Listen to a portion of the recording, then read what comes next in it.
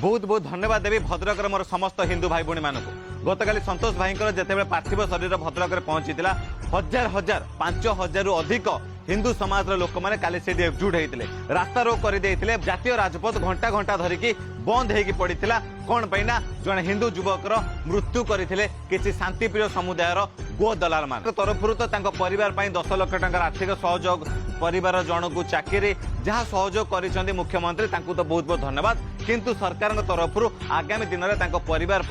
जहाँ भी सहयोग आवश्यक पड़ो से सबू करने सरकार प्रतिश्रुति दिंतु आउ गोटे सबुठ बड़ कथा गतकाली भद्रक मोर समस्त हिंदू भाई भौणी मानकर दाबी थिला कि भद्रक हूँ गो चालान सहित बांग्लादेशी रोहिंग्या सहित कोईला दलाल मानक गोटे सबुठ बड़ हब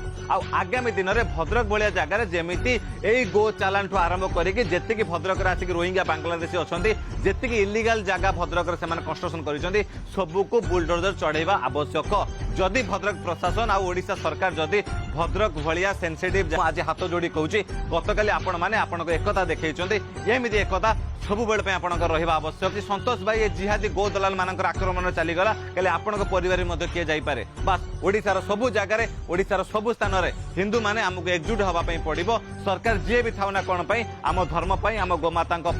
आम समाज सुधार आम मानक आवाज उठाई पड़ो आ भद्रक प्रशासन को मुझे हाथ जोड़ अनुरोध करी जदि सतरे तुम पारिबा पणिया अच्छी जदि सतरे तुम प्रशासन क्षमता रखिच ताहले यूपी भलिया योगी जी भलिया भद्रक अनेक जगार यही गो दलाल माने इलिगाल कंस्ट्रक्शन कर रखिंट बांग्लादेशी रोहिंग्या माने फेरी बेपार ना पूरा भद्रक को कब्जा कर रखिंट से सब उच्छेद कर